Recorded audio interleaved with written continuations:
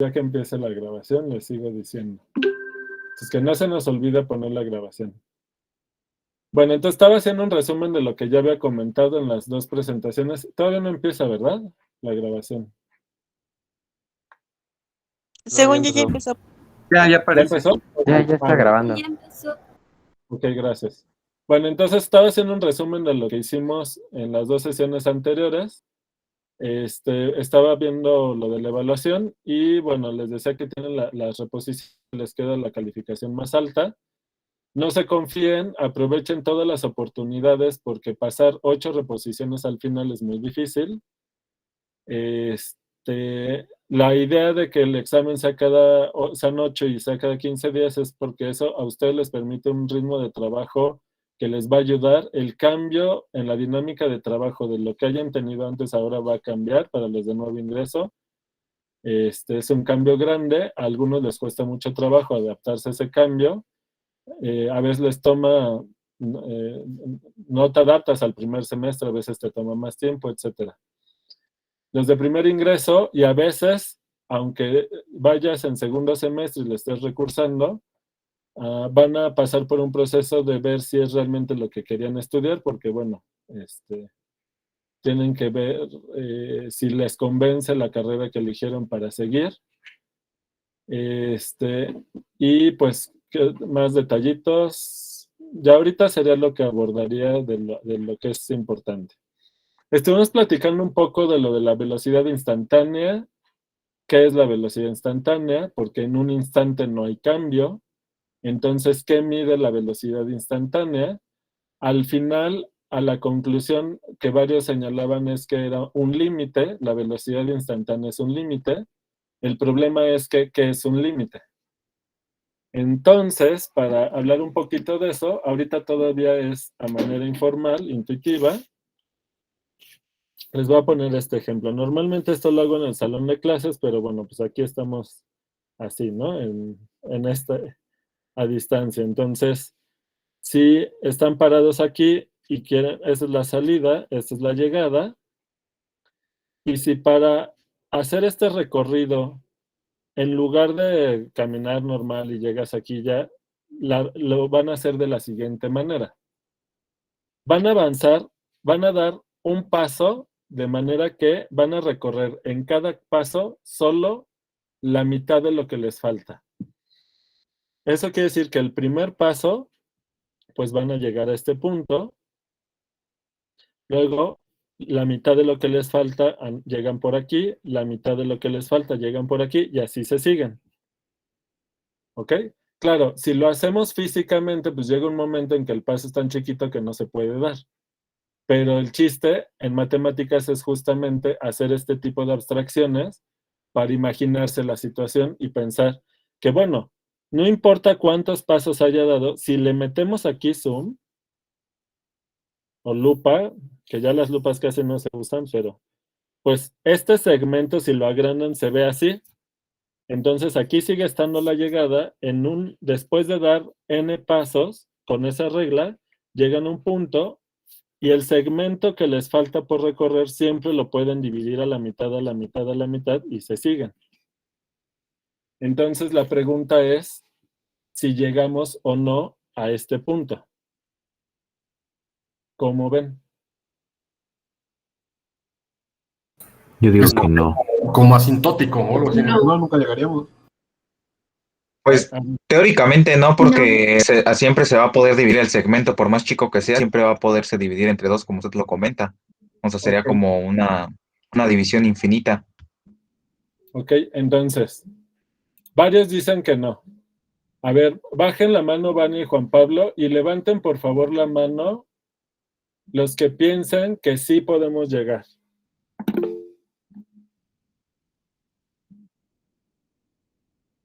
Que sí llegamos. Ok, hay varios, y varios dijeron que no.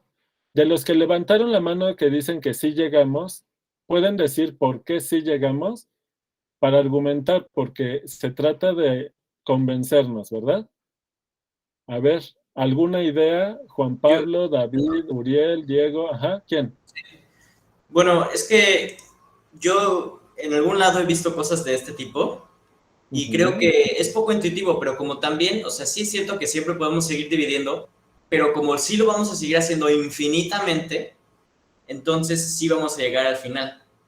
O sea, porque al final de cuentas no podremos hacerlo en una cantidad de tiempo finita, a menos de que cada vez lo hiciéramos más rápido. Pero el chiste es que sí va a ser algo que tiene una infinidad de pasos, pero sí va a llegar a un final. O sea, es raro, pero sí. Es raro. A ver, ¿cómo ven? Dice Juan Pablo, si damos una infinidad de pasos, sí llegamos. ¿Sí llegamos o quedamos cerquita? ¿Qué dices, Juan Pablo?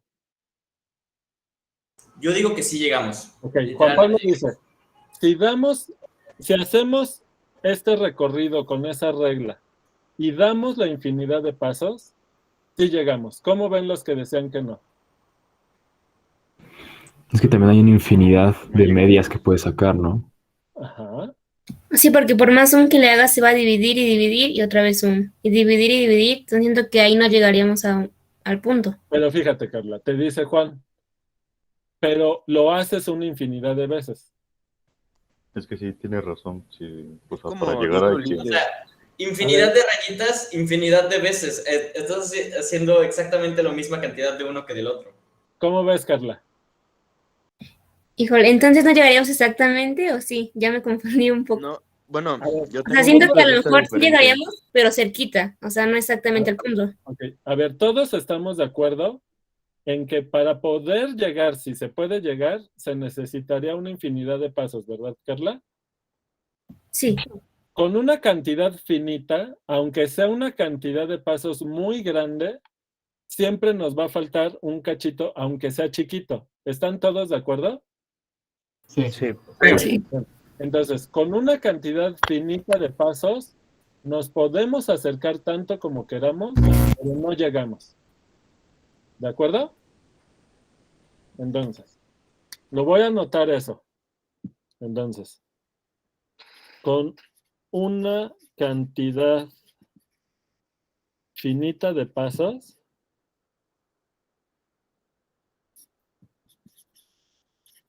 grande,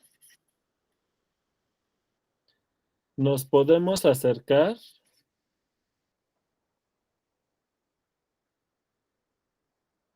tanto como queramos,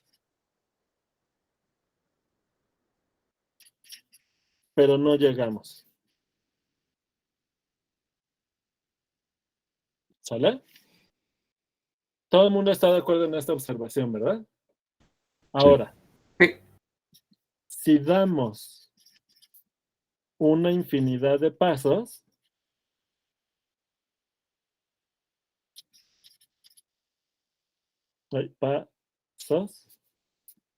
la pregunta es, ¿llegamos o quedamos cerquita?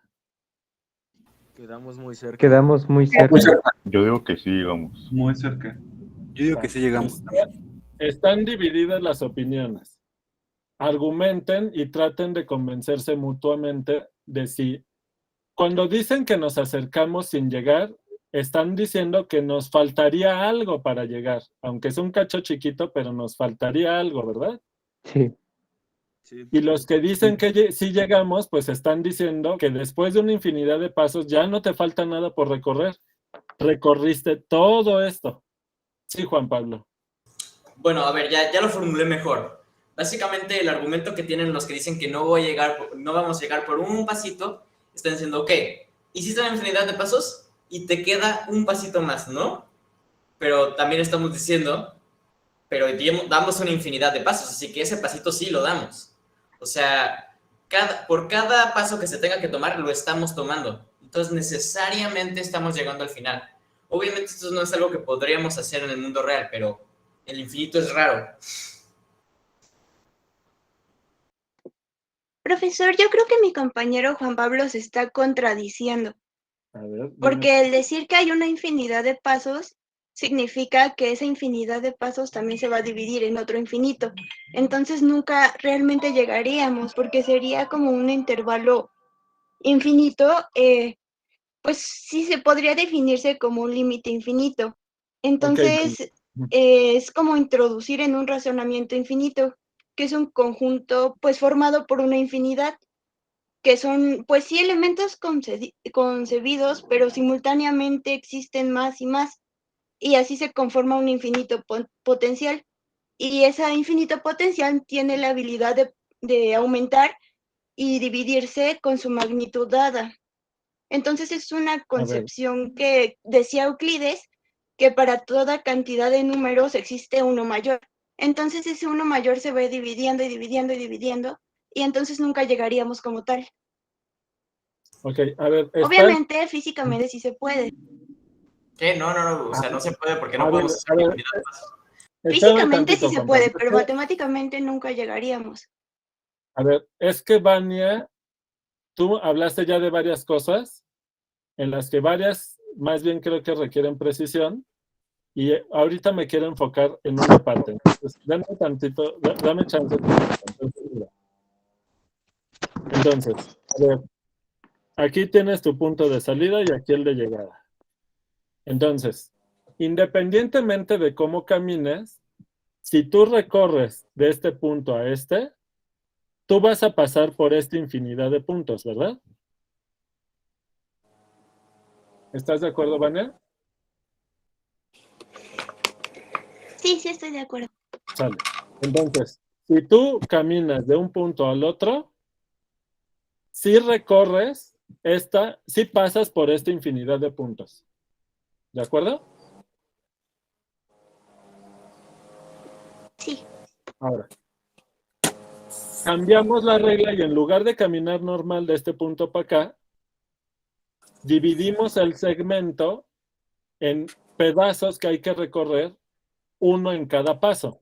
Entonces le voy a poner aquí el paso. En el paso 1 tienes que llegar aquí.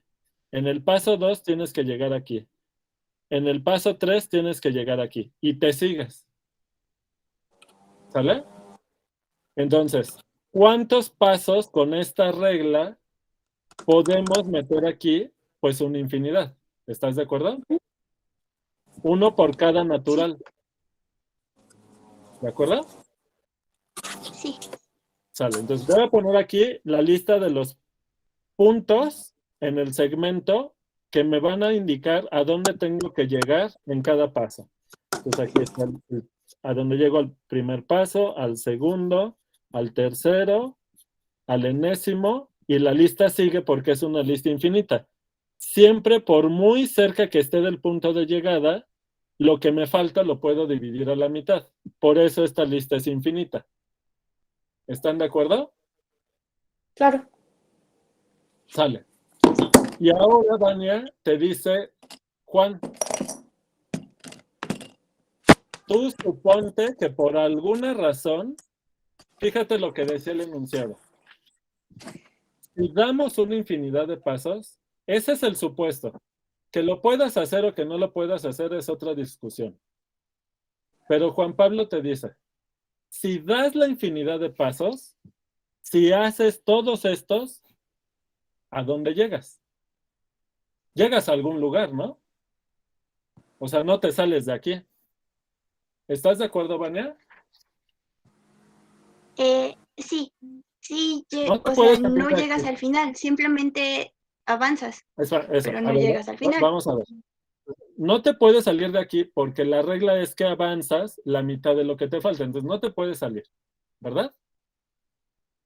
¿En eso estás de acuerdo? Sí, estoy Bien. de acuerdo. Ahora,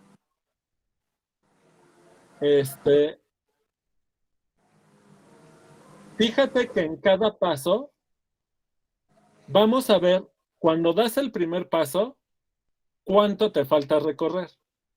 Pues aquí te falta la mitad de lo que tenías originalmente. ¿Estás de acuerdo? Sí. ¿Vale? Bien.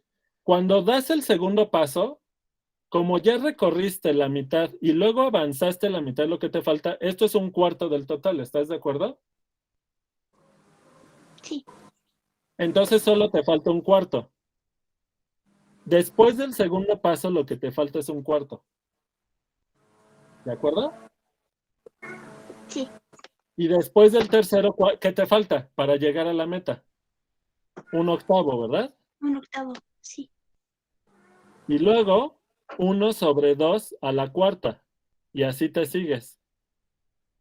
Cuando has hecho esto n veces, lo que te falta es 1 sobre 2 a la n. ¿Estás de acuerdo? Sí. Esto se está haciendo chiquito. Lo que te falta se va haciendo chiquito. Cuando das la infinidad de pasos, ¿cuánto te faltó? ¿Algo chiquito? Sí, algo muy pequeño, muy reducido. Pero ¿estás de acuerdo que esto, conforme la n se va a infinito, esto se va a cero?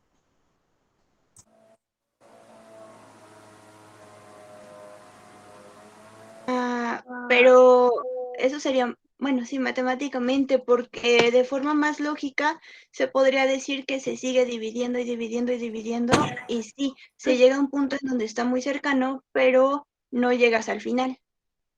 Espérame. Pero si lo que te falta en cada paso, en el enésimo paso, es 1 sobre 2 a la n, si haces la infinidad de pasos, ¿cuánto te falta al final? 0.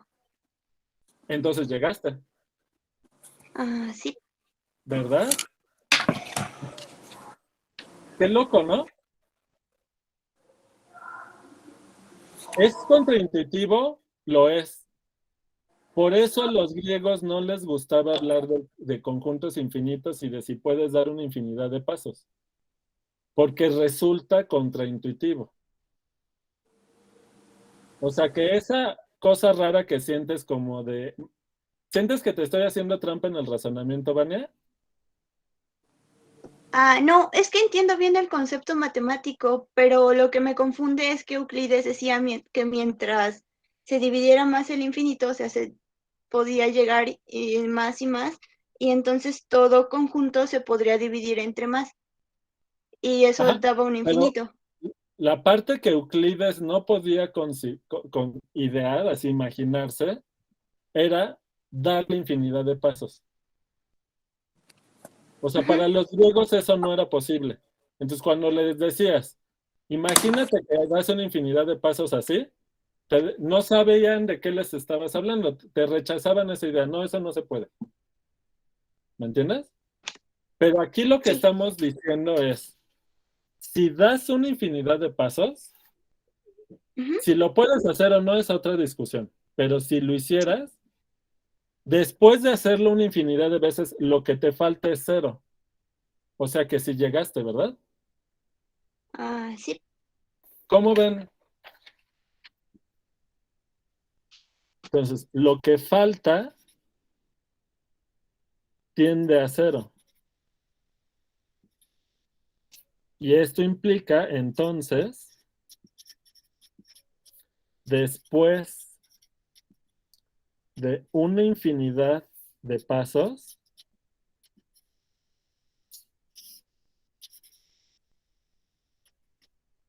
sí llegamos.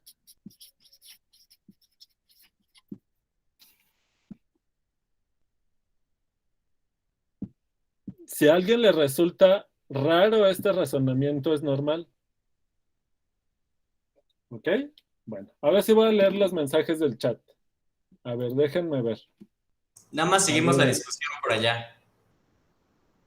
Sí, lo que pasa es que ahorita estaba concentrado en el debate con Vania y ya ahorita como ya avancé hasta este punto que me interesaba, ahorita ya voy a leer el chat. Entonces, a ver, dice... ¿Cómo ves, Ulises? Después de esta discusión, ¿estás de acuerdo con lo que puse aquí? Fíjense que lo que estamos diciendo es que llegamos, no nos falta nada, ni un infinitesimal, ni algo infinitamente pequeño, nada. Estamos diciendo que sí llegamos. ¿Cómo ven Ulises, Misair, Juan Pablo, Carla? Solo quería agregar algo que sí, o sea, suponiendo que sí llegamos a algún lado después de dar la infinidad de pasos, pues solo tendríamos una opción, ¿no? Que Ajá. el punto de donde llegamos está entre A, porque pues nunca vamos detrás detrás del punto de inicio nunca vamos, después de dar ningún paso, o estamos antes del punto B, que sería el punto de llegada, porque pues nunca pasamos del punto de llegada. Entonces tenemos que llegar a algún lugar entre esos dos. Entonces digamos que llegamos a algún lugar, no sé, P, a un lugar T, ¿no? Digamos entre el punto E y el punto B. Si ese punto T no es igual a B, entonces pues va a quedar un espacio entre el punto T y el punto B. Pero de acuerdo como a la secuencia de pasos, exacto, sí, vamos a poder superarlo. Entonces no es cierto que llegamos al punto T. Por lo tanto, pues no puede ser ningún punto que esté entre A y B y que no sea B.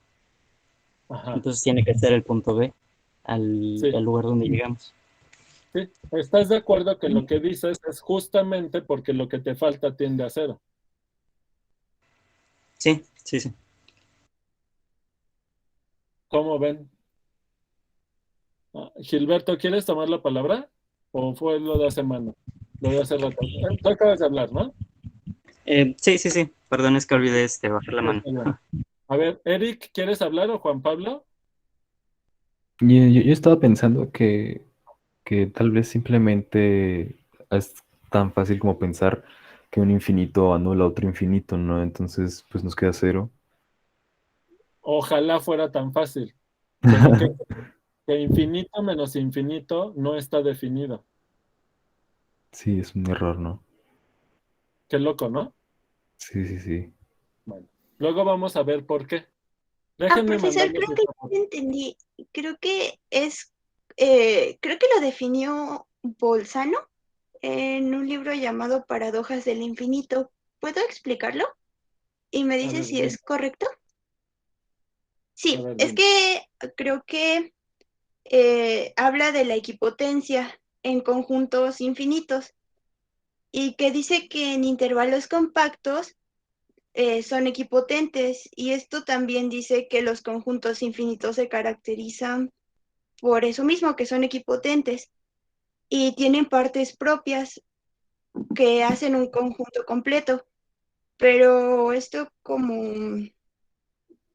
o sea que si sacamos un elemento de un conjunto que tiene un fin, se obtiene un conjunto con un número de menores elementos, o sea, se hace como infinito, pero se obtiene un conjunto con un número menor, y esto como que se puede, o sea, sí se puede sacar una infinidad de elementos, pero no se disminuye su cardinal.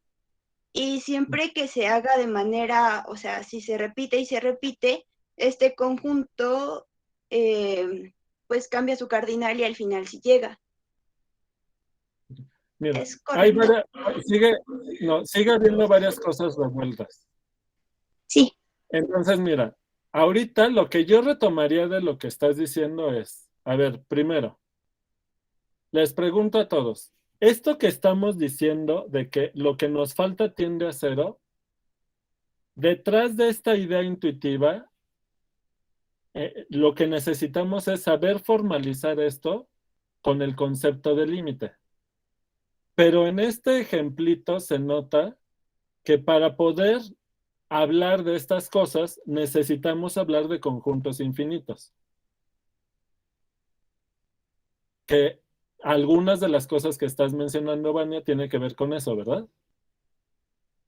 Sí, es sobre conjuntos infinitos. Ajá. Y todo lo del cardinal y todo eso tiene que ver con la formalización de lo que tiene que ver con eso. ¿Qué cosas son los conjuntos infinitos? Por eso el primer tema es lo de conjuntos infinitos. ¿Sale? No solo porque nos va a ayudar a meter orden y claridad a esas varias ideas que estuviste mencionando, Vania, sino porque nos va a ayudar, acuérdense lo que les decía en la presentación. No solamente tienen que aprender cálculo, o sea, no solamente saber derivar, sino saber interpretar, entender el concepto de la derivada, pero para poder hacer eso, con la precisión necesaria, porque acuérdense que están en un proceso formativo de profesionales de la ciencia, Pues suena muy acá pantallante, pero de eso se trata. Entonces, para lograr hacer eso, se requiere que ustedes aprendan un lenguaje que les permita justamente abordar estos temas con mayor precisión y claridad. Entonces, hasta ahorita, si se fijan, básicamente he abordado toda esta discusión de forma intuitiva, pero para poder llegar a hablar de esto con formalidad, o sea, la primera definición del límite que vamos a ver va a ser hasta sucesiones, que es por ahí del, creo que es el tema 4. O sea, a mediados del semestre, hasta la mitad del semestre vamos a tener todas las herramientas necesarias para poderlo hacer ya con formalidad y precisión. ¿Ok? Entonces, obviamente no lo vamos a acabar ahorita en unos minutitos.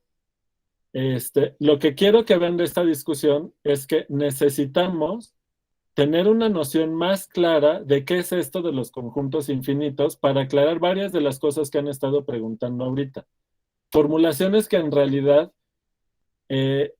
provienen de que en muchos contextos hasta ahora se ha estado hablando de conjuntos infinitos de manera intuitiva y como muchas de las cosas de los conjuntos infinitos se comportan de forma contraintuitiva, entonces resulta, hasta cuesta trabajo abordar estos temas en algunos casos. Entonces, por eso tenemos que ir poco a poco.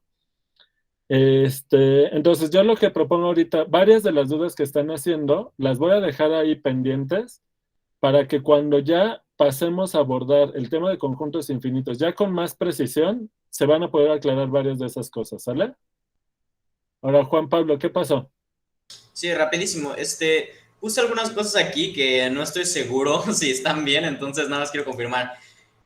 Según yo, cualquier número finito entre el infinito es igual a 0, ¿no?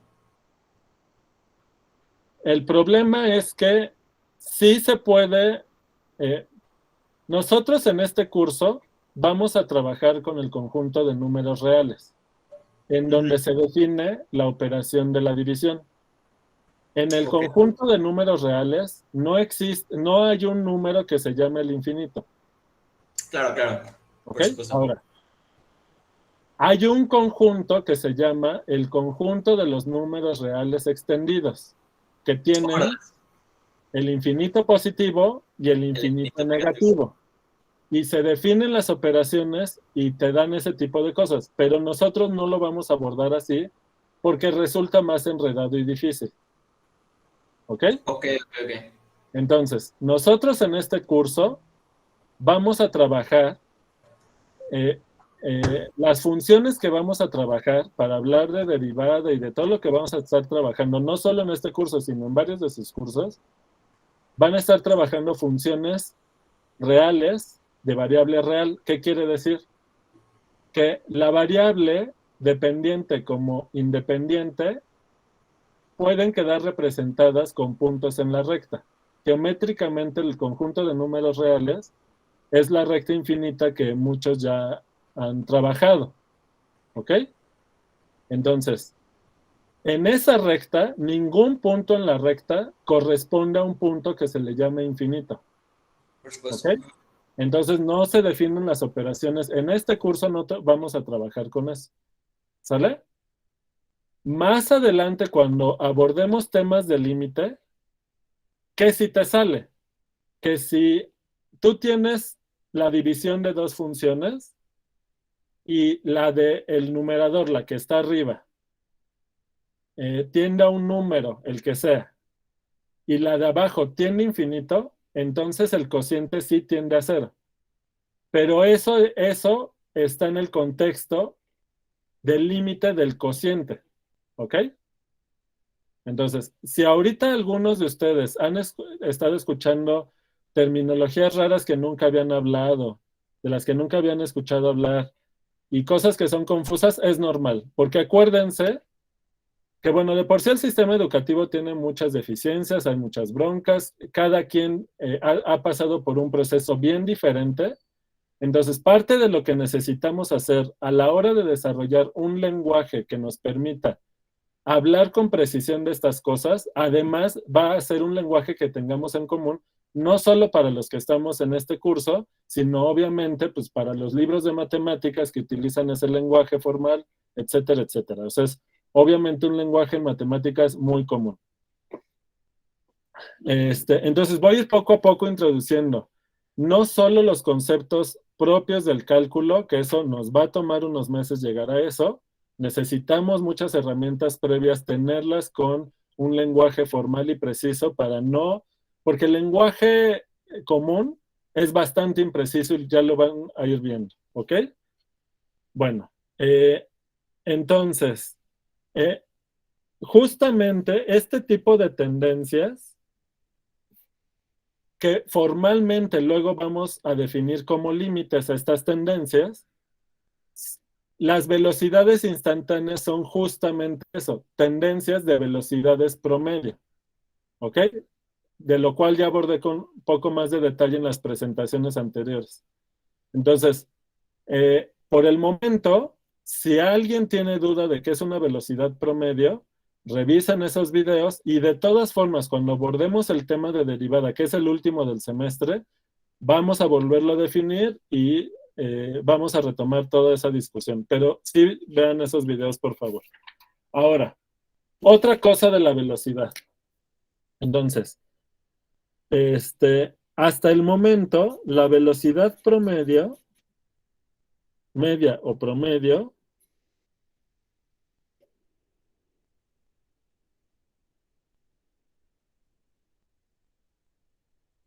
es un número que ahorita entre paréntesis le voy a poner real, ¿ok? El caso es que es un número que mide la razón de cambio.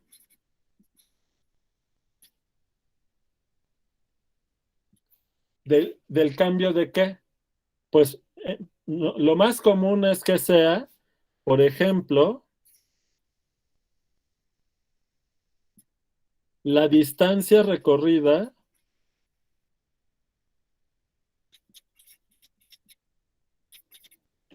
entre el tiempo que tomó recorrerla.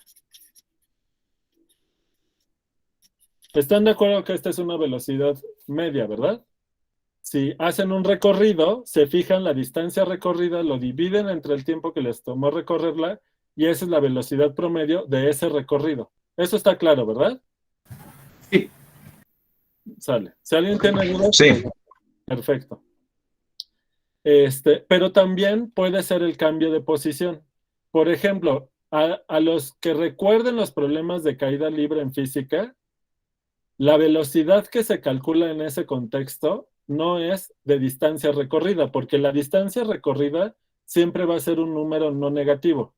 En cambio, por ejemplo, en los problemas de caída libre, según el sistema de referencia, la posición el movimiento, si es hacia arriba, puede tener asociada una velocidad positiva y si va hacia abajo, una velocidad negativa. Entonces, en ese sistema de referencia, el cambio de posición puede ser un valor positivo o puede ser un valor negativo y la velocidad promedio se sigue tomando respecto al tiempo que tomó hacer ese cambio de posición. Entonces, otro ejemplo es el cambio de posición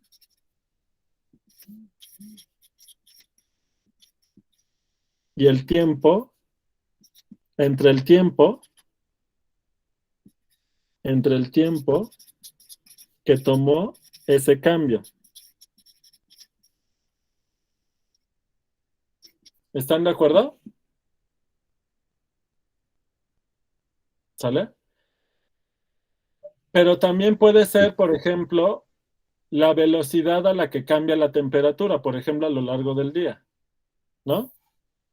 Entonces, no necesariamente la velocidad tiene que ver con algo de distancia, ni de recorrido, ni de nada. En este caso, puede ser el cambio de temperatura a lo largo del día.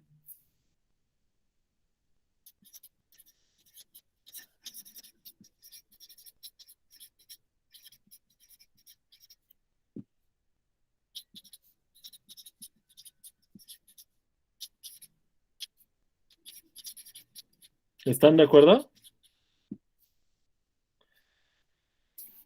De manera que las unidades de la velocidad no siempre son unidades de distancia entre el tiempo. En este caso sería unidades en las que estás midiendo la temperatura, o sea, grados, entre el tiempo en que ocurrió ese cambio de temperatura. ¿Está claro?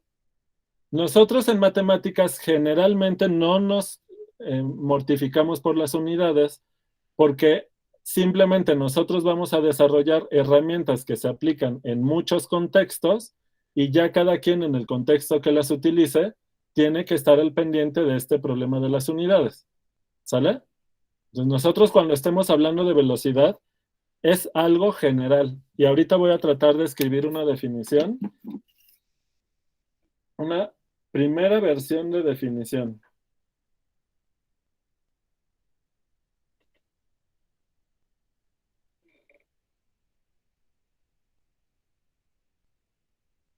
Ok, ahora, no tiene las velocidades promedio, aquí esto les va a sonar más raro todavía, no necesariamente son cambios de algo respecto al tiempo. Por ejemplo, si ustedes tienen un alambre aquí, una resistencia,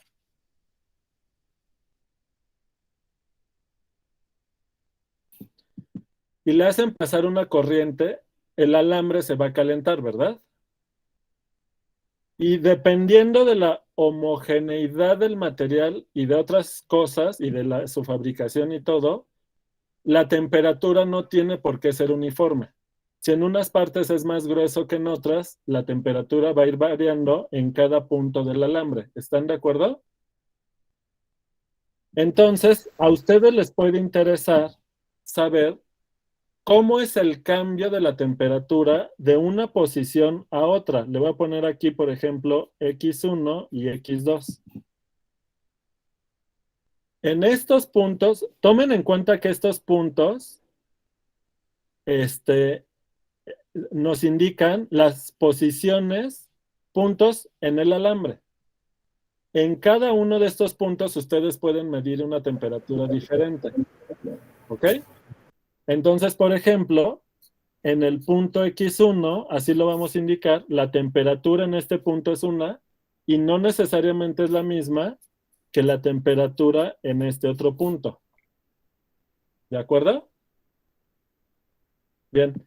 Entonces, pero nos puede interesar saber la razón de cambio de la temperatura de una posición a otra. Entonces, la razón de cambio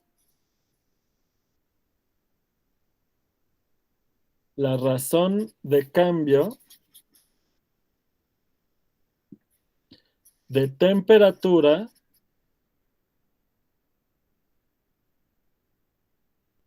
respecto a la posición en el alambre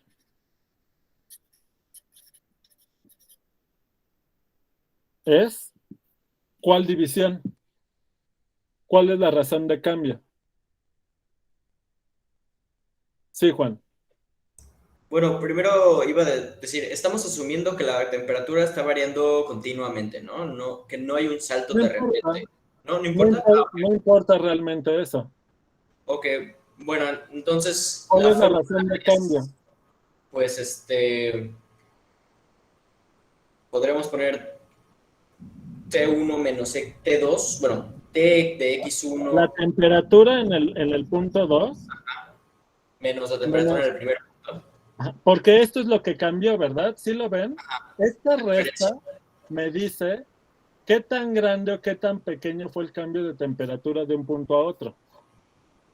El signo me dice si aumentó la temperatura o decreció. ¿Están de acuerdo todos? Por ejemplo, ¿qué quiere decir que esto sea mayor o igual a 0? Pues que la temperatura en X2 es mayor o igual que la temperatura en X1. Pero si esto tiene signo negativo, quiere decir que la temperatura en X1 es más grande que en X2. ¿Lo ven? ¿Están de acuerdo? Sí, Bueno, totalmente. Y después eso entre entre la distancia, ¿no? No, no entre la distancia. Bueno, entre la posición 2 menos la posición Entre el cambio de posición, que sería x2 menos x1. Sí. Este es el cambio de posición, pero ¿cuál es la distancia? El valor absoluto de esto. Esta es la distancia entre x1 y x2, mientras que este es el cambio de posición y no es lo mismo. Importante diferencia. Si no conocen todos lo del valor absoluto, no se preocupen. Eso viene en el tercer tema. ¿Sale? Pero lo menciono ahorita porque muchas veces se confunde eso. ¿Sale?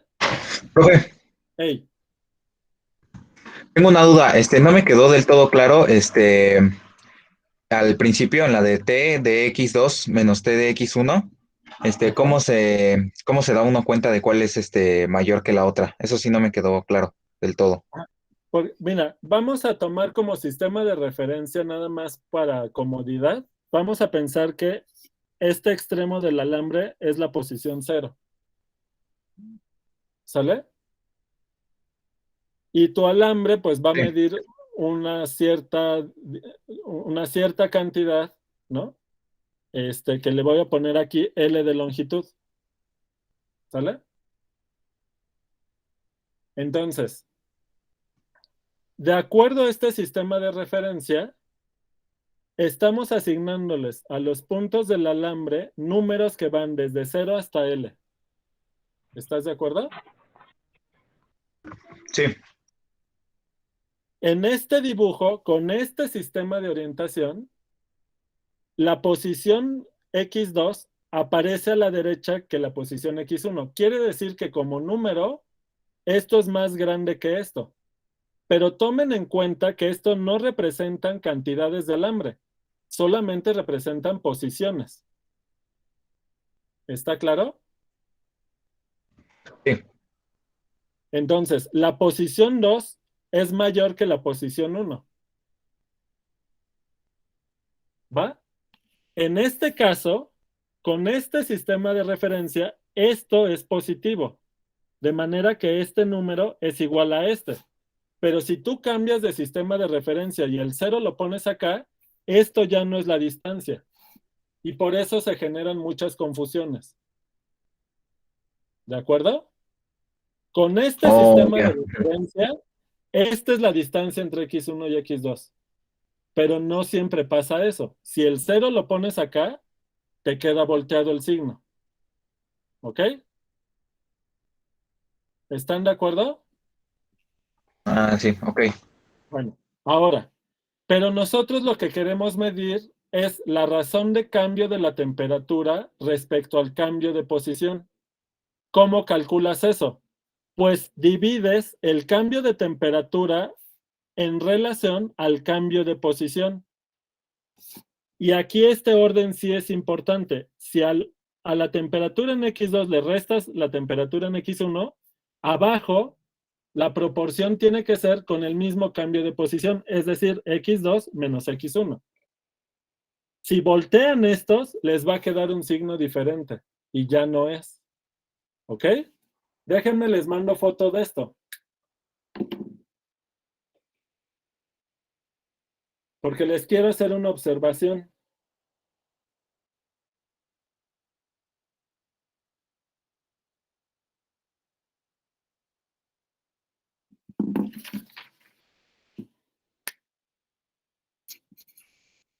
Entonces, noten que este cociente es el mismo que este.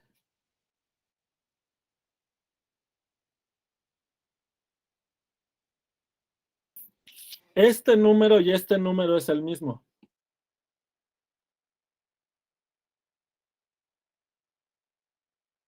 ¿Lo ven? En cambio,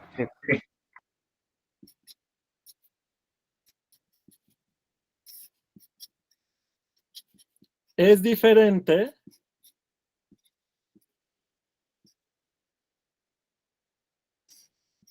a este. Sí, el signo cambiaría, ¿no? Lo que sería diferente, en valor absoluto son los mismos números, pero tienen signo diferente. ¿Lo ven? Si no les queda del todo claro, cuando veamos el tema de campo ordenado, va a quedar muy claro qué está pasando aquí. Pero, ¿alguien tiene duda de por qué estos dos números son iguales? ¿Seguros? No. ¿Para todo mundo es evidente que esos dos números son iguales? Yo tengo duda, profe, es que no alcanzo a ver bien la imagen, así que... ¿Ahí? Yo tengo duda en por qué los de abajo son diferentes. Sí, ya vi, profe, gracias. Bueno, eras Alejandro, ¿verdad? Sí.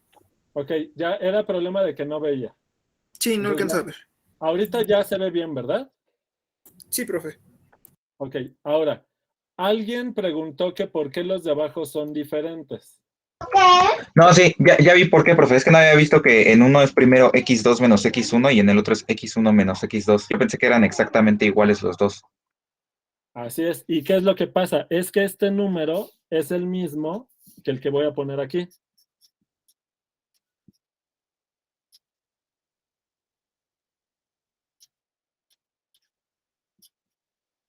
Este número es este. ¿Están de acuerdo? Sí. Este es el signo menos que hace que este número sea diferente a este, por este signo menos. Porque si en una división, uno de los dos, el numerador o el denominador, le cambia el signo, pues el resultado te cambia de signo, ¿verdad?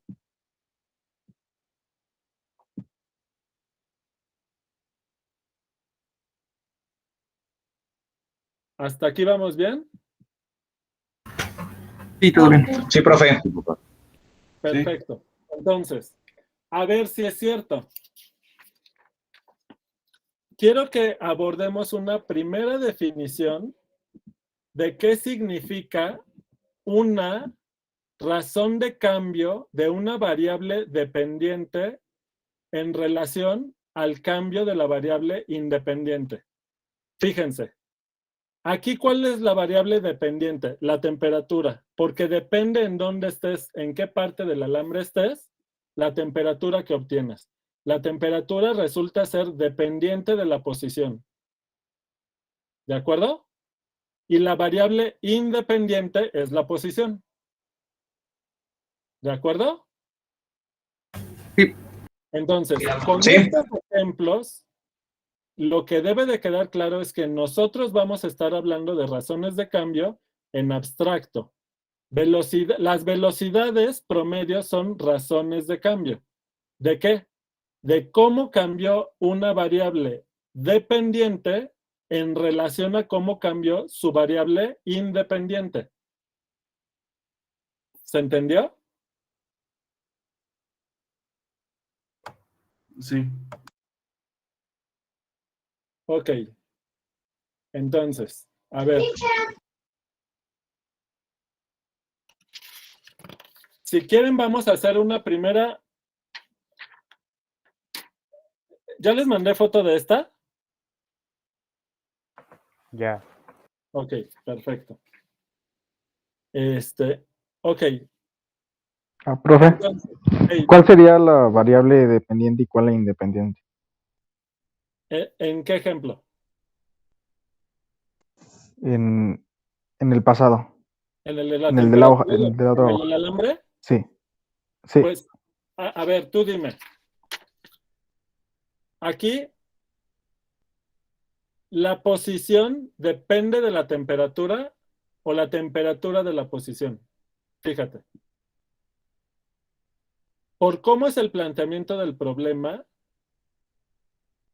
cada punto en el alambre es una posición diferente, ¿verdad, Gael? Sí. Y en cada punto del alambre le tienes que asignar una temperatura. ¿De acuerdo? Sí. Pero puede ocurrir que en dos puntos distintos del alambre tengan la misma temperatura. eso ya te dice que la variable dependiente a fuerza es la temperatura. ¿Por qué? Porque nosotros a lo largo de este curso y de varios de sus cursos a lo largo de la carrera, lo que vamos a trabajar son funciones, que luego le vamos a entrar con detalle qué es eso de las funciones.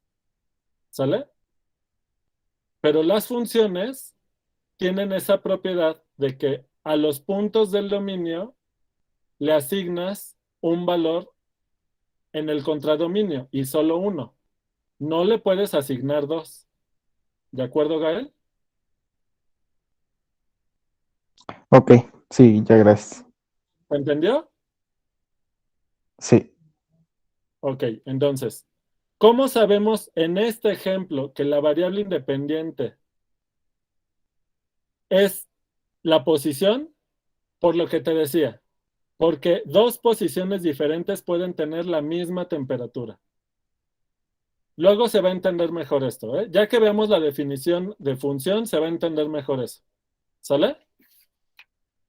El chiste es que este asunto de la derivada, las velocidades y todo este asunto se define para funciones. ¿Y qué cosas son las funciones?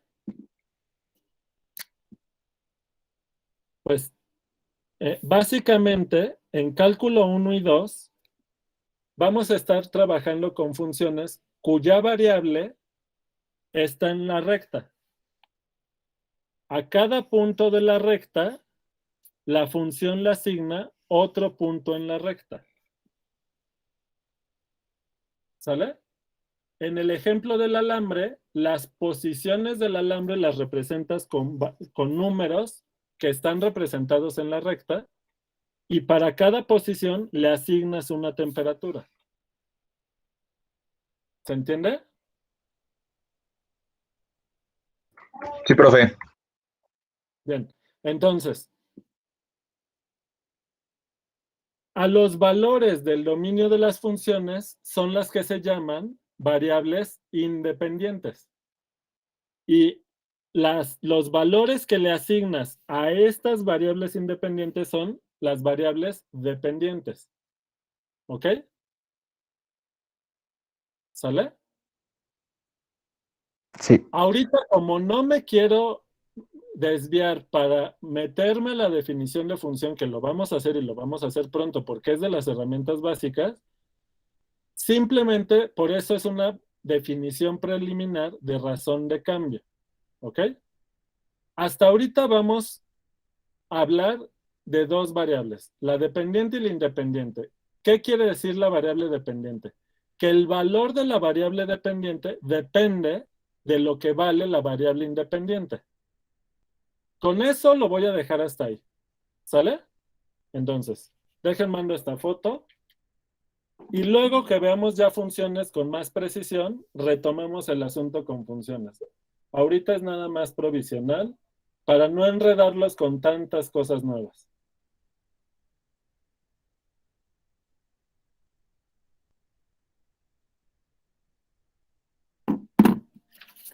Entonces,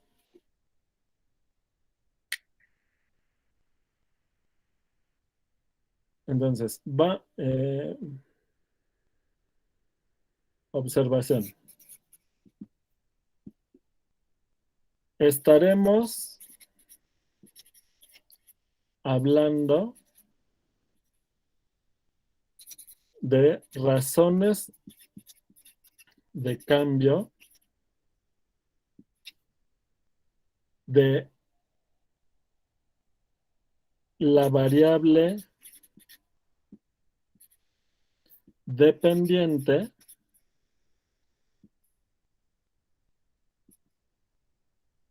en proporción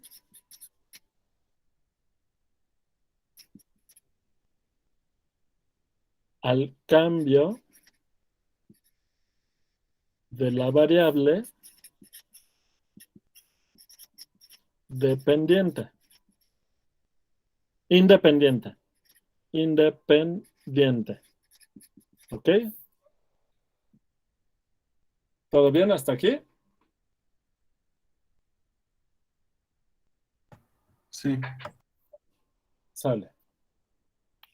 Entonces,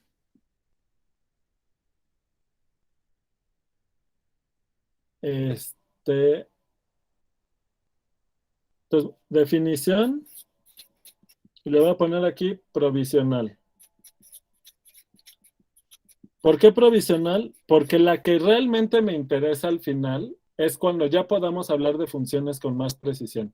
Como ahorita no he dado definición de función ni nada de eso, hay quienes ya la conocen, les aviso de una vez, generalmente llegan a la facultad arriba del 90%, si no es que todos, en mi experiencia en los cursos de cálculo que he dado uno ya varios, prácticamente todos llegan con una confusión entre la definición de función y la definición de función inyectiva. Generalmente las revuelven, ¿ok? Entonces, por eso ahorita no lo voy a usar. Ya que hablemos de funciones y de funciones inyectivas, sobreyectivas y todo eso, vamos a hablar de la razón de cambio para funciones ya habiendo hecho eso. Ahorita por eso es provisional. Entonces, si X es una variable independiente.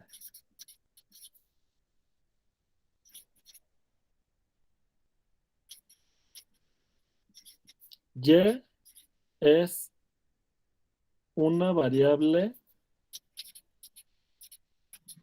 dependiente de X.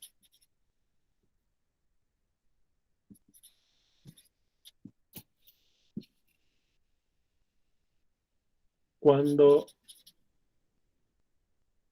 X vale X1, Y vale Y1, y cuando X vale X2, Y vale Y2. ¿Ok?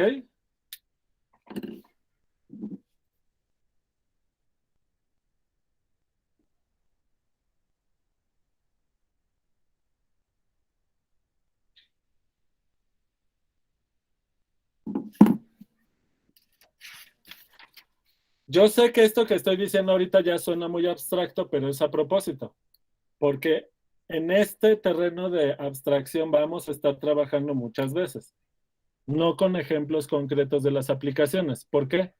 Porque pues al ser una materia cálculo del tronco común, aquí van físicos, actuarios, matemáticos aplicados, y hay matemáticos que se terminan dedicando a las aplicaciones.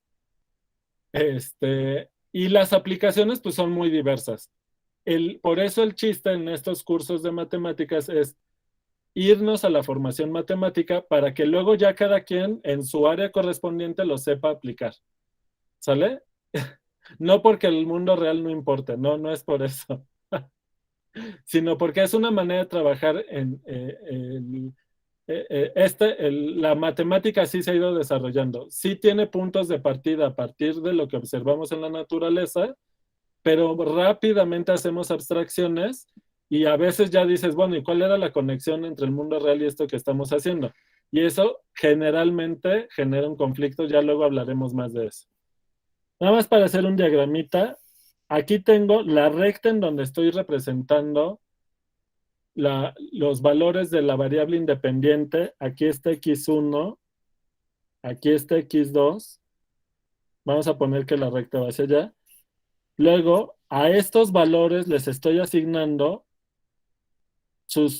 la Y1 depende de lo que vale la X1 y la Y2 depende de lo que vale la X2. ¿Ok? Bien. Entonces, la razón de cambio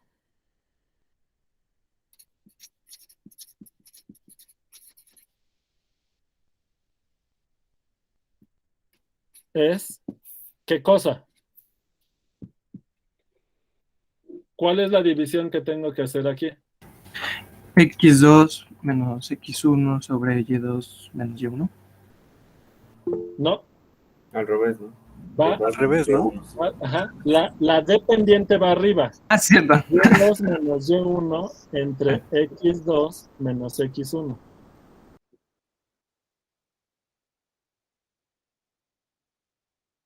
¿Sale?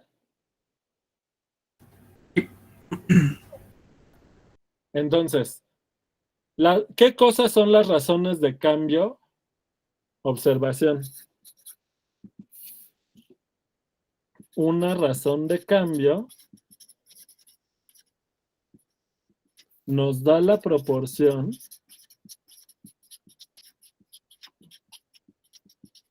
de cómo cambió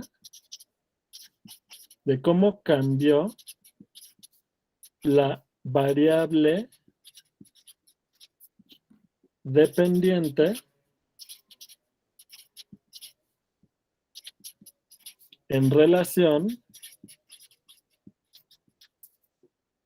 a la independiente.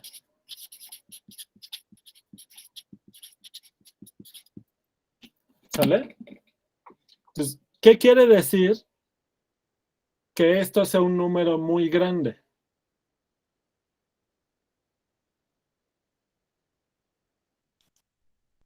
El cambio es muy grande. Aquí hay dos cosas que cambian.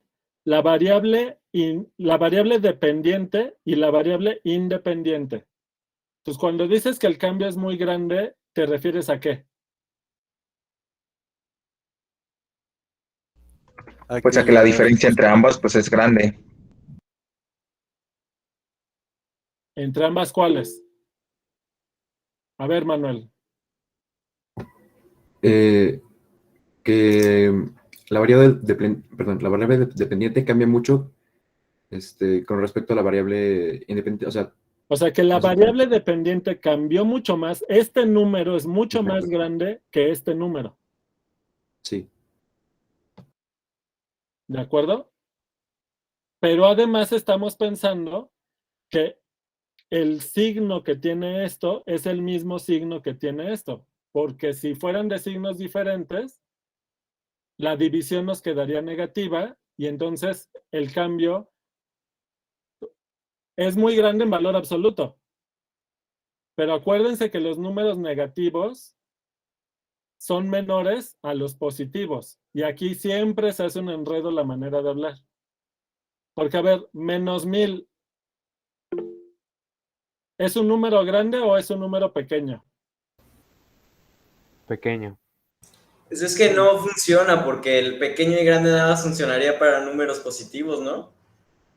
Es menor, es muy menor a 0. No, de hecho, el orden de los números está dado para todos los números positivos y negativos. El 0 es mayor que todos los negativos y el 0 es menor que todos los positivos. Bueno, pero la palabra no sería pequeño o grande. Depende.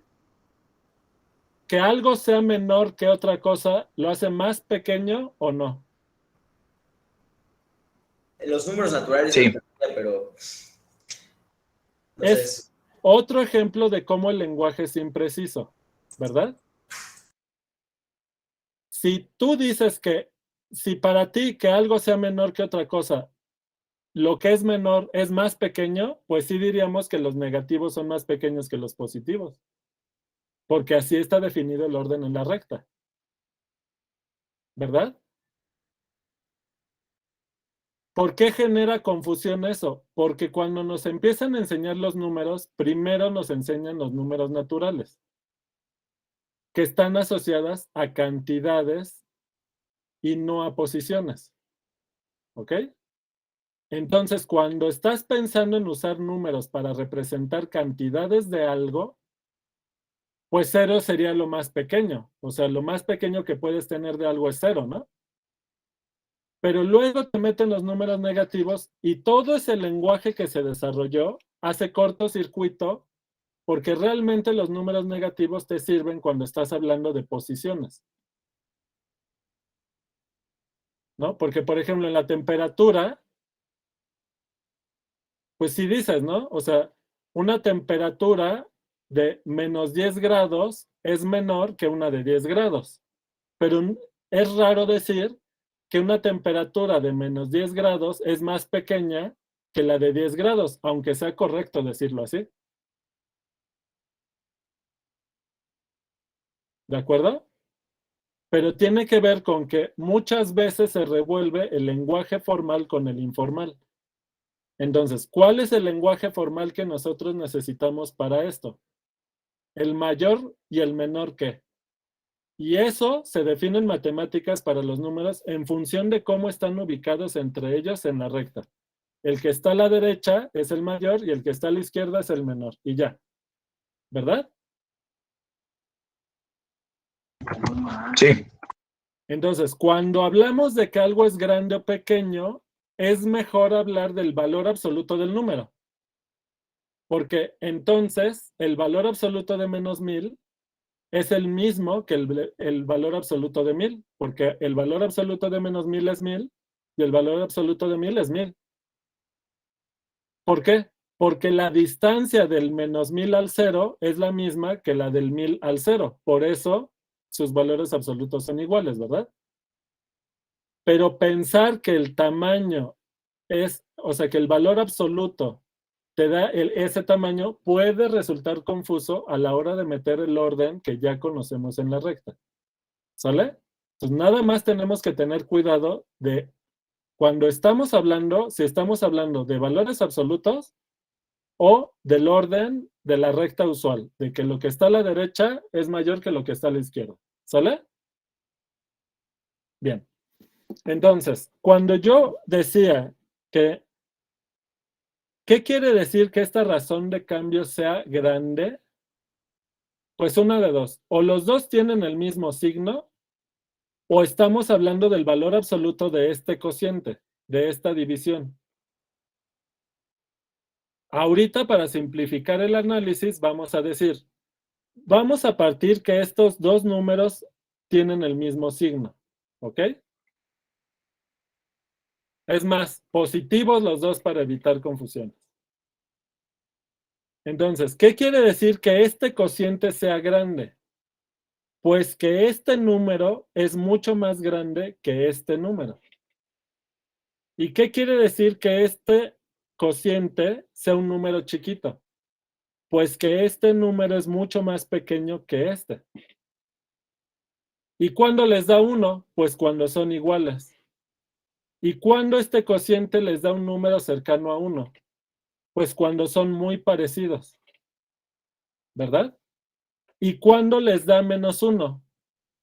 Pues cuando en valor absoluto son iguales, pero tienen signo diferente, ¿verdad?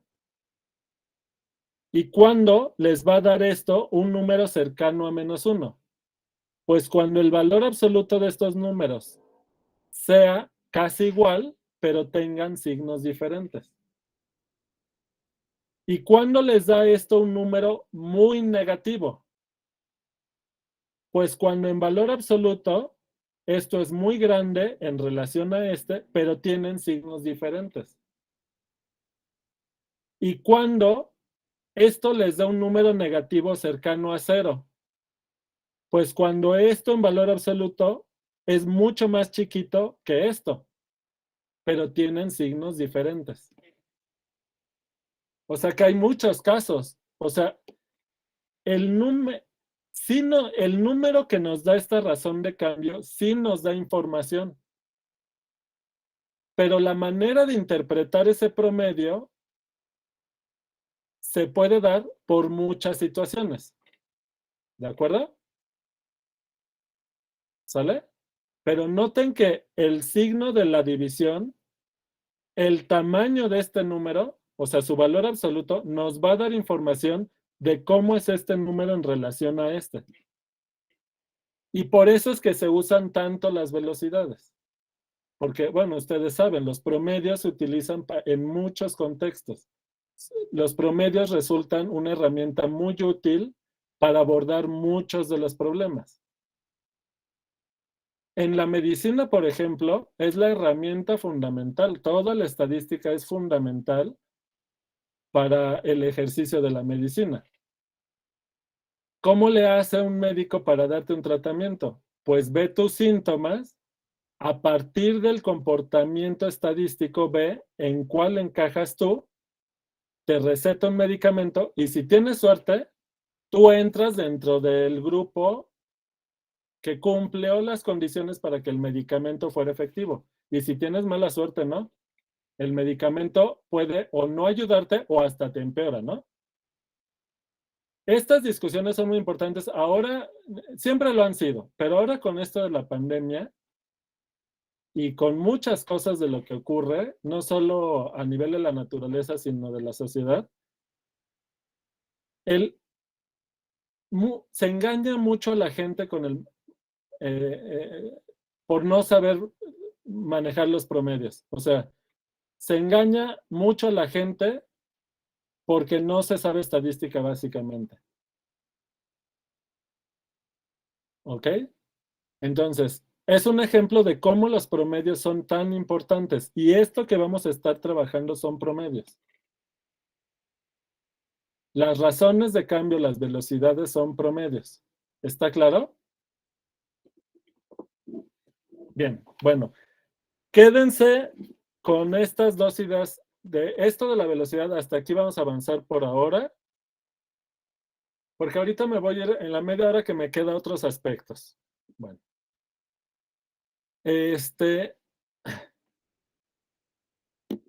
Bueno, un poquito de historia de lo del cálculo. Les quiero platicar algunas cosas para que tengan un poquito de panorama. Hasta antes del desarrollo del cálculo, las herramientas que se tenían en matemáticas pues era la geometría y el álgebra básicamente. Aritmética si quieren, ¿no? Como parte. Y la cuestión es que esas áreas de las matemáticas no resultaban muy útiles para estudiar fenómenos en donde hubiera un cambio. Por ejemplo, un movimiento. ¿Ok? Conforme iba siendo necesario tener mejores herramientas para estudiar fenómenos en donde ocurriera un cambio, por ejemplo, antes del cálculo, pues hacían un montón de aproximaciones numéricas a las soluciones de los problemas. Todo eso conformó los antecedentes del cálculo. Ya para cuando llegaron Newton y Leibniz, ya había libros y un montón de trabajo hecho en esa dirección. Métodos y métodos de cómo resolver distintos tipos de problema de cálculos de áreas, de encontrar tangentes, de un montón de problemas con métodos de aproximación. Y ya lo que ellos hacen es retoman todo ese trabajo, lo sintetizan y surge esto que se le llama el cálculo. Era siglo XVII. Pero ¿qué ocurrió? Que en ese momento, fíjense, apenas venía la Ilustración y el Renacimiento y se habían pasado, ya había pasado la época esta del oscurantismo, donde había sido muy difícil el avance científico en el mundo occidental. Estamos hablando de Europa particularmente, ¿no?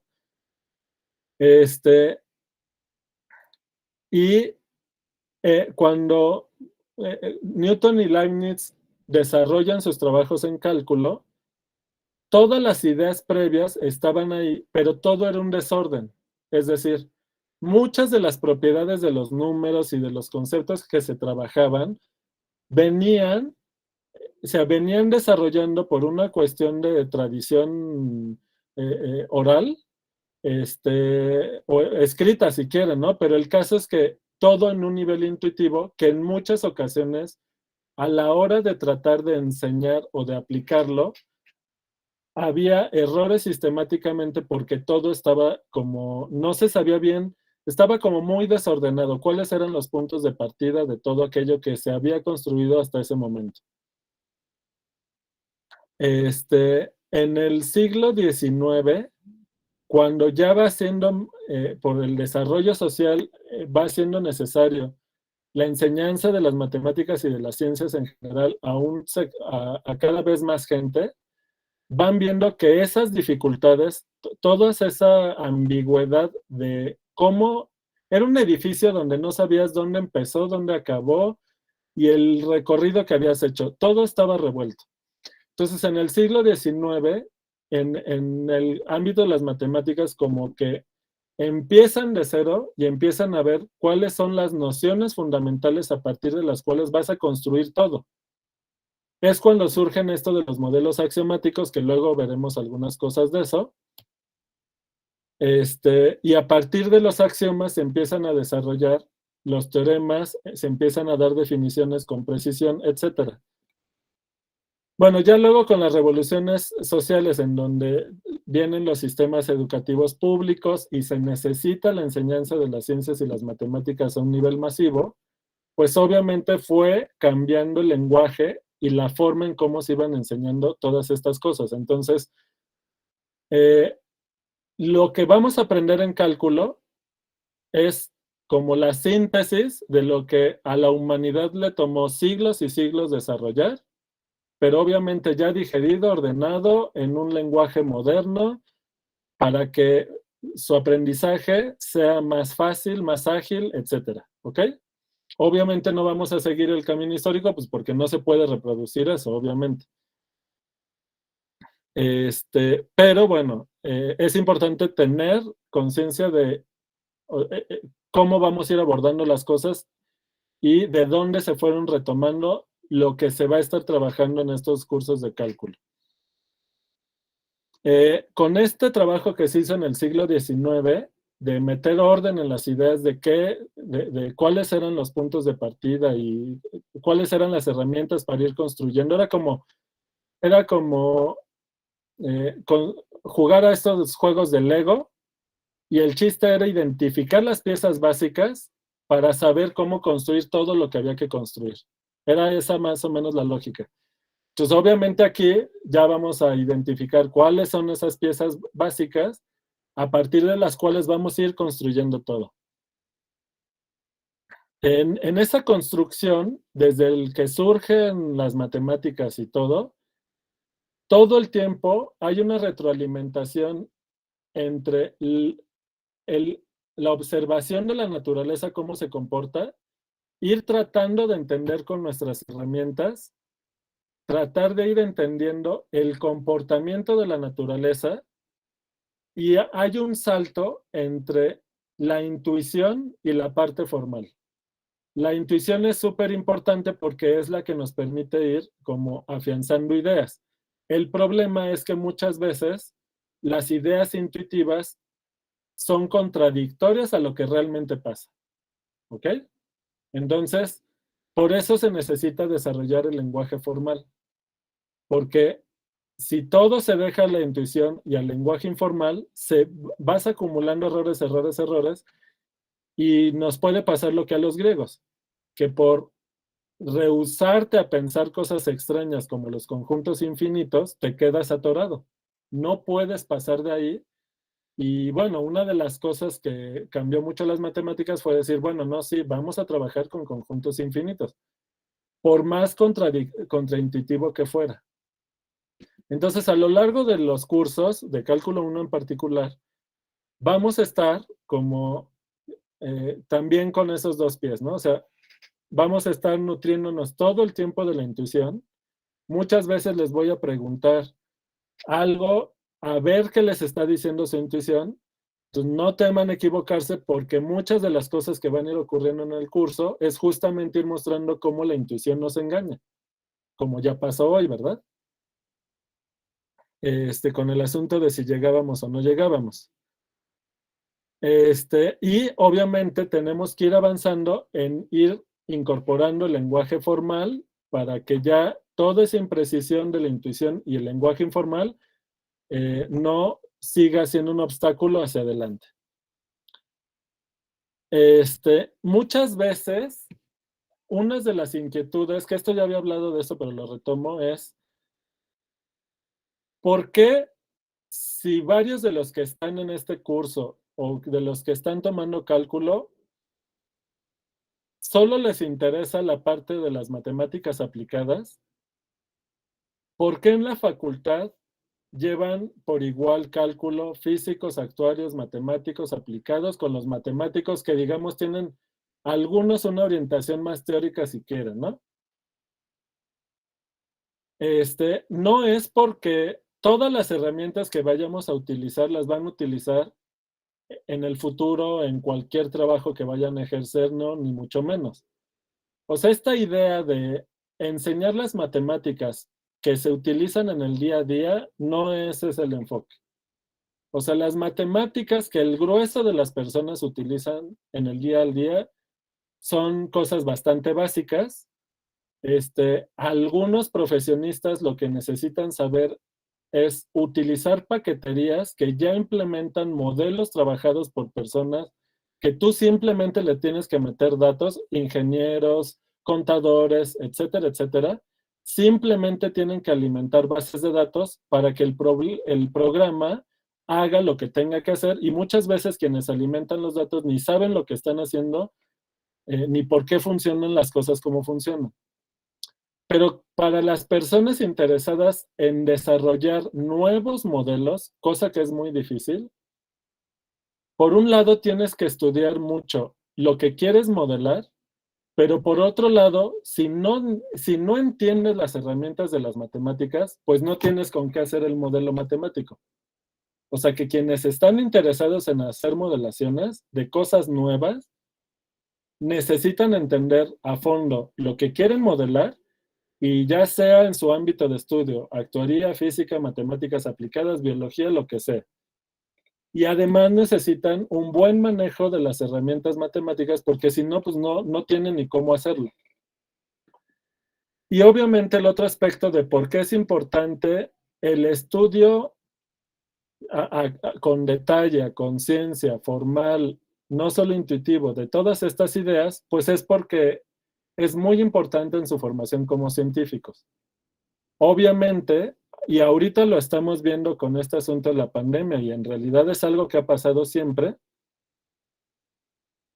respuestas poco claras, poco ambiguas, discusiones difíciles que se hacen de manera superficial te pueden llevar a cometer errores muy grandes en implementar política, no solamente para los que gobiernan y las administraciones, sino incluso a nivel personal. Yo les cuento, por ejemplo, ahorita he estado siguiendo un debate de si, les voy a dejar el ruido, ¿no? Hay un debate sobre la eficacia de las vacunas contra el COVID. Y es un debate muy interesante. Pero si no tienes la formación sólida que te permita entender el debate, incluso para tomar decisiones personales, pues puede resultar contraproducente. ¿Sale? Sí, hay un problema con toda la parte lógica, efectivamente. Qué bueno que mencionas eso, Juan Pablo, porque justamente en esto que les decía de los modelos axiomáticos, una forma de trabajar o sea, de las herramientas básicas que tenemos en matemáticas para trabajar, en esto de demostrar teoremas a partir de los axiomas y todo ese asunto, para hacerlo tenemos que respetar las reglas de la lógica aristotélica básica, ¿ok? Este asunto de una proposición tiene dos posibles valores de verdad. O sea, o algo es verdadero, una proposición o es verdadera o es falsa, ¿ok? Solo que en matemáticas, antes en la antigüedad, muchas veces se mezclaban las discusiones filosóficas entre qué significa que algo sea real o verdadero, y en matemáticas van a ver que los modelos axiomáticos no están necesariamente basados en realidad literalmente, ¿no? Ya iremos viendo cómo funciona este asunto. Bueno, entonces obviamente una cosa que es necesaria es toda esta parte lógica. Muchas veces, en muchas discusiones sale este tema, ¿no? Ay, pues sí es lógico, pero muchas veces hay problemas donde aplicar la lógica básica no es tan elemental y puede resultar confuso.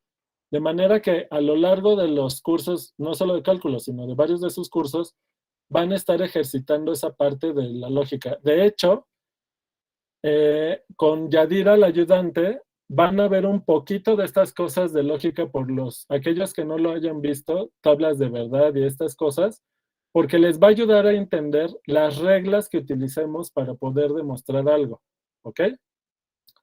Bueno. Y les digo, y toda esa parte como dicen, ¿no? Aquí, es fundamental para un científico que tenga una buena base de lógica. Nosotros no vamos a ver la lógica como objeto de estudio. Los que estén interesados en eso, la materia de lógica se da como materia optativa. Quienes estén interesados la pueden llevar. Más bien lo que vamos a estar haciendo es ejercitar esa lógica para el desarrollo de las herramientas que necesitamos en cálculo. Y van a ver que se pone bueno. Entonces, no se desesperen si se encuentran con problemas que les hace que les hace sentir que se quiebran la cabeza, porque es normal. El grado de dificultad de algunas cosas pues es bastante grande y es normal que cueste trabajo, que no te salga.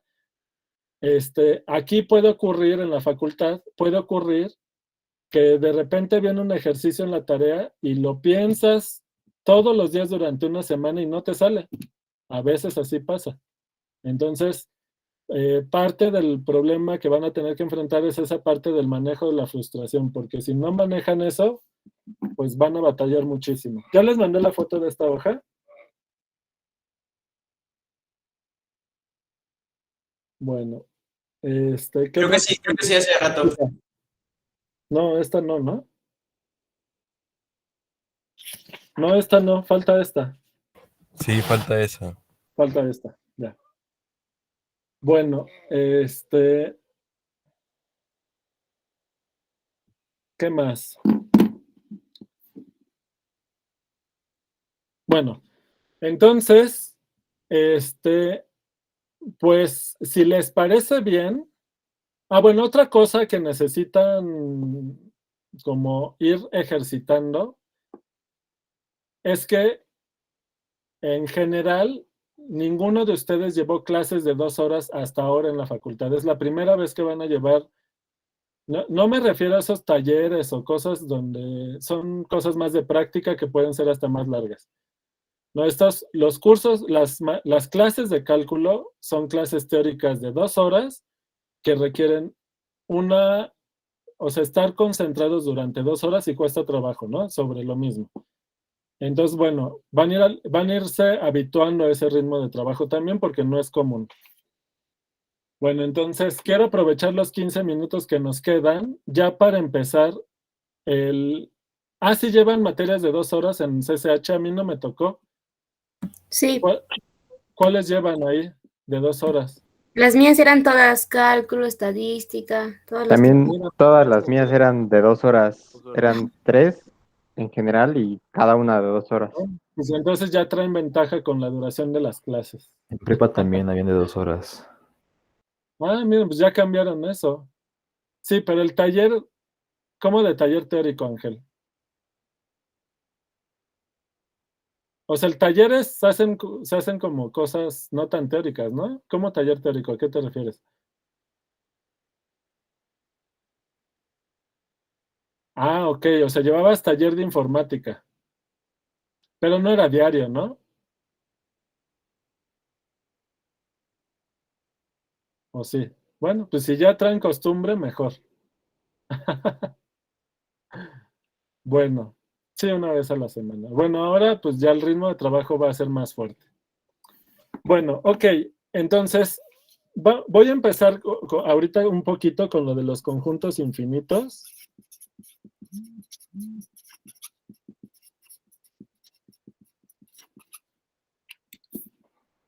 ¿Sale? Y lo primero que vamos a ver de esto es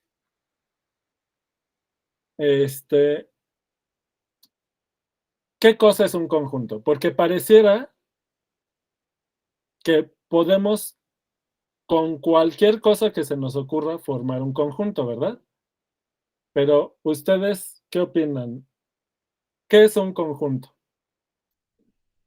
Es como... Pues es como... ciertas cosas por en sus orden, rasgos, ¿no? levanten la mano y les voy dando la palabra, por favor. A ver, ¿Emanuel?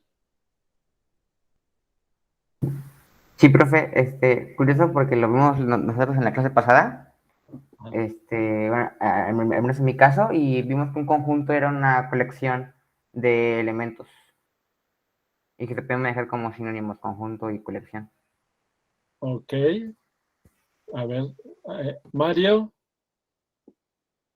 Pues yo entiendo que son dos o más entes que tienen atributos en común.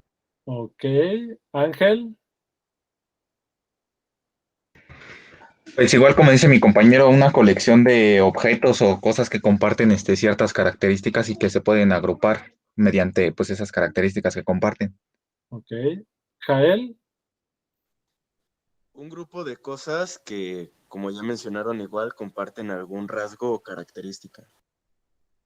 Ok, a ver, entonces, más o menos van sobre lo mismo. Carlos, ¿quieres decir algo diferente o ya es lo mismo? Pues iba a decir casi algo parecido, la combinación de varios elementos que pertenecen a un grupo. Ok, entonces, de cualquier cosa. Creo que todos coincidieron en conjuntos de cualquier cosa que tengan alguna propiedad en común. Algo así.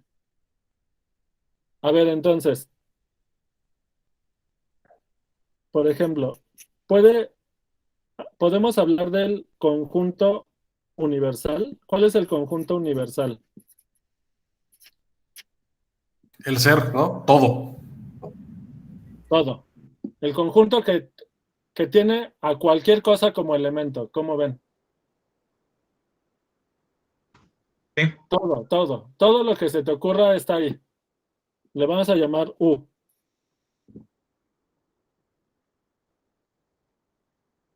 ¿No? Entonces, si A es un elemento, entonces A está en U. ¿Cómo ven? En el universal está todo. Sí. Pues, ¿qué creen? Que eso no es un conjunto. Es una clase, ¿no? Básicamente no importa cómo le llames. A ver, la relación básica que necesitamos para hablar de conjuntos es la de pertenencia o ser elemento, ¿verdad? Sí. Entonces, ok. Bueno, este símbolo representa esto, ¿verdad? Esto se lee A pertenece o es elemento de U. Entonces, una primera noción que necesitamos para hablar de conjuntos es esto de ser elemento o pertenecer a un conjunto. ¿Ok? Pues, definición. O bueno, sí. Si A es un elemento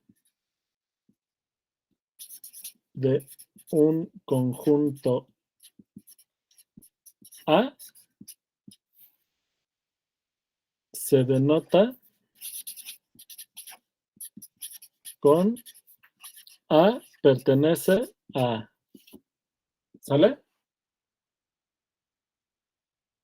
Ahora, pero, ¿qué significa que A pertenece a? Eso no lo vamos a definir. Es un concepto primitivo.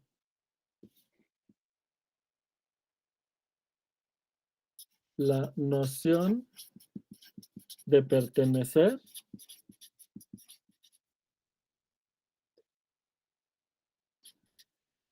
no se define. Es un concepto que se dice primitivo. ¿Por qué? Porque no puedes definirlo todo, ¿verdad? Para poder empezar a construir algo con lenguaje formal, tienes que empezar con nociones, con conceptos primitivos que no vas a definir. ¿Por qué? Porque si pretendes definir algo con otra cosa, esa otra cosa la tienes que definir. Y así te sigues y nunca acabas. Por eso siempre que vas a definir un lenguaje formal, hay que empezar con algo que no vas a definir con precisión. Es un concepto primitivo. ¿Está claro? Sí. Bien. Sí. Ahora, la siguiente pregunta, ya que definimos que en los conjuntos vamos a hablar de pertenencia, igual, elemento va a ser un concepto primitivo, ¿ok? No vamos a definir qué cosa es un elemento, ¿sale? Ya que hicimos eso, lo que sigue es lo siguiente.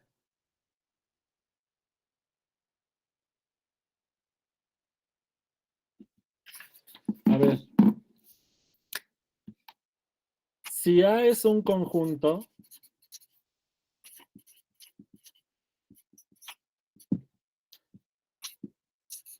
A puede ser elemento de A.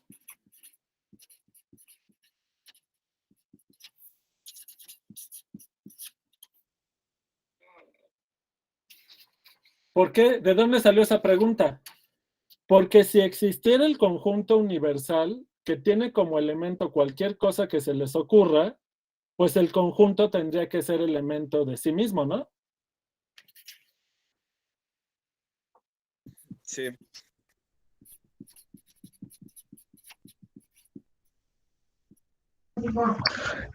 La respuesta a la pregunta es que sí, ¿no? Porque se supone que dicen que en un conjunto es como que una ley, ¿no? Que todo conjunto está contenido dentro de sí mismo. Pero fíjate que es diferente estar contenido a ser elemento. Yo digo que no, porque es diferente un elemento a que un conjunto sea un elemento de un conjunto. Pero, a ver, primera pregunta, ¿está claro que estar contenido a ser elemento es diferente? A ver, definición. A ver, déjenme poner esto. Sean A y B conjuntos. A está contenido en B si todo elemento de A es elemento de B. Se denota con A está contenido en B. Noten que la relación de contención se usa para conjuntos, mientras que la relación de pertenencia es para los elementos y los conjuntos.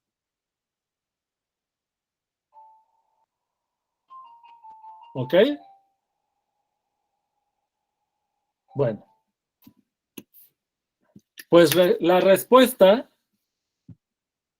a si A puede ser si A es un conjunto, si A puede ser elemento de A, la respuesta es que no.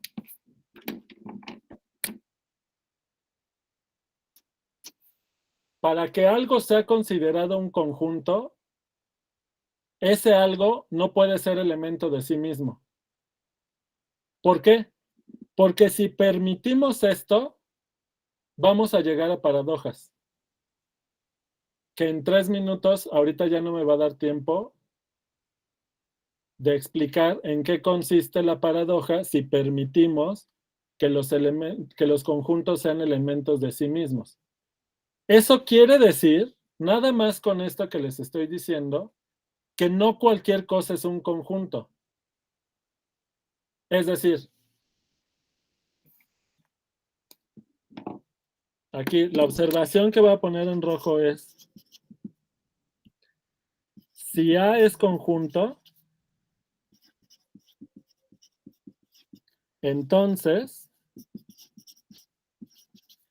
A no pertenece a A.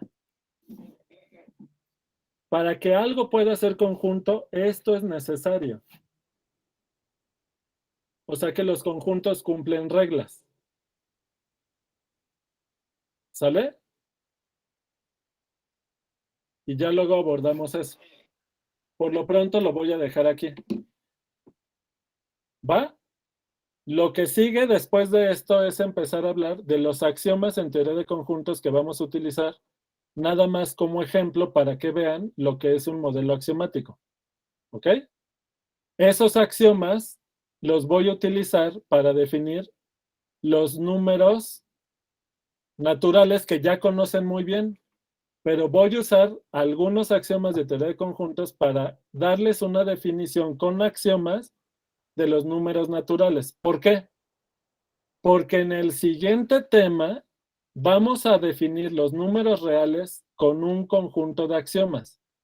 Y ese ya es más difícil. Entonces voy a empezar con un ejemplo más sencillo, abstracto. Lo difícil va a ser lo abstracto, pero lo fácil es que los números naturales los conocen muy bien. ¿Sale? Sus propiedades las conocen muy bien. Eso nos va a permitir dar con axiomas la definición del conjunto de los números naturales. ¿Sale?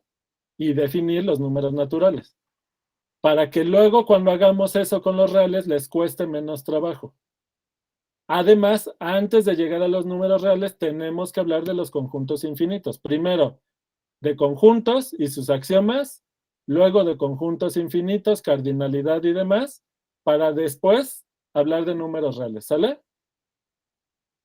Entonces ya, me queda un minuto, Profe. hasta aquí acabo hoy. Profe, una pregunta nada más, ¿la clase grabada la va a subir hoy? Voy a tratar de que sea hoy, pero yo les voy a pedir algo.